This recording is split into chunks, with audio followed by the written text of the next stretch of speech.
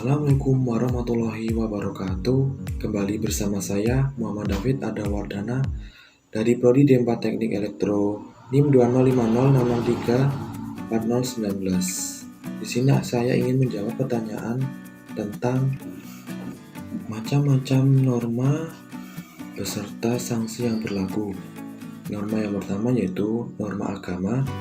Sanksi norma agama diberikan setelah manusia meninggal dunia, yaitu berupa dosa atau hukuman yang berlaku pada masing-masing agama. Norma yang kedua yaitu norma kesopanan. Sanksi norma kesopanan berupa cemooh, celaan, hinaan dikucilkan oleh masyarakat. Norma yang ketiga yaitu norma hukum. Sanksi norma hukum yaitu berupa denda atau kurungan penjara. Norma yang keempat yaitu norma kesusilaan. Sanksi norma kesusilaan yaitu berupa kecaman dan prasangka yang tidak baik dari masyarakat setempat. Pengertian hukum dan pergolongan hukum. Hukum adalah aturan yang diterapkan pada sebuah wilayah dan harus ditaati oleh semua elemen masyarakat.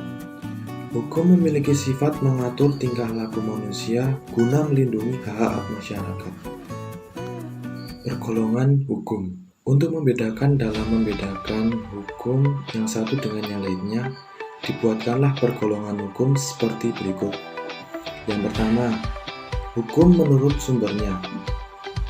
Hukum menurut sumbernya dibagi menjadi 4. Yang pertama yaitu hukum undang-undang, yang kedua hukum kebiasaan atau adat, yang ketiga hukum traktat atau perjanjian, yang keempat, hukum jurisprudensi.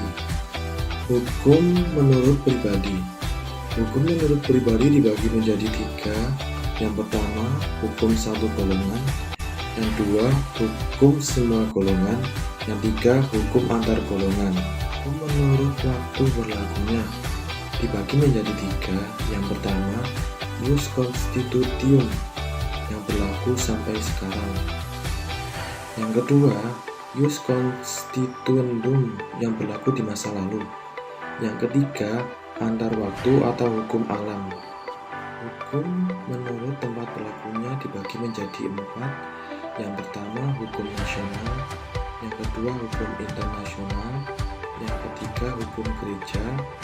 Dan yang keempat, hukum asing. Hukum menurut wujudnya. Hukum menurut wujudnya dibagi menjadi 2. Yang pertama hukum objektif dan yang kedua hukum subjektif. Hukum menurut cara mempertahankannya.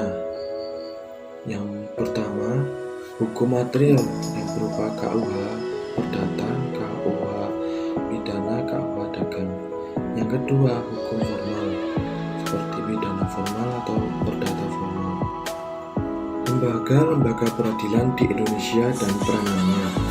Lembaga peradilan yang pertama yaitu MA atau Mahkamah Agung yang berperan menguji dan mengkaji ulang peraturan undang-undang secara materi. Lembaga peradilan yang kedua yaitu Mahkamah Konstitusi atau MK yang berperan memutuskan perselisihan mengenai hasil pemilihan umum.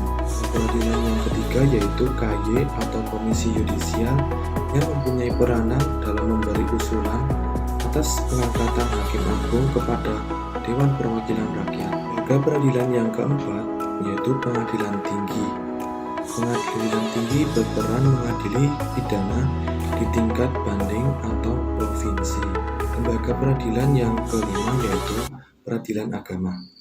Peradilan agama memiliki peran memeriksa, memutuskan, dan menyelesaikan beberapa perkara seperti pernikahan, warisan, hak asuh anak, dan wakaf. Lembaga peradilan yang keenam yaitu Peradilan Militer. Peradilan militer memiliki peran yaitu melaksanakan dan menegakkan hukum di lingkungan angkatan bersenjata. Menurut saya, sikap ideal warga negara yaitu harus mentaati hukum yang berlaku di Indonesia dengan menumbuhkan kesadaran dimulai dari diri sendiri. Kalau semua lapisan masyarakat sudah sadar, maka pasti akan terciptanya sistem hukum yang baik di Indonesia dan menciptakan lingkungan yang aman dan tentram. Sekian dan terima kasih. Wassalamualaikum warahmatullahi wabarakatuh.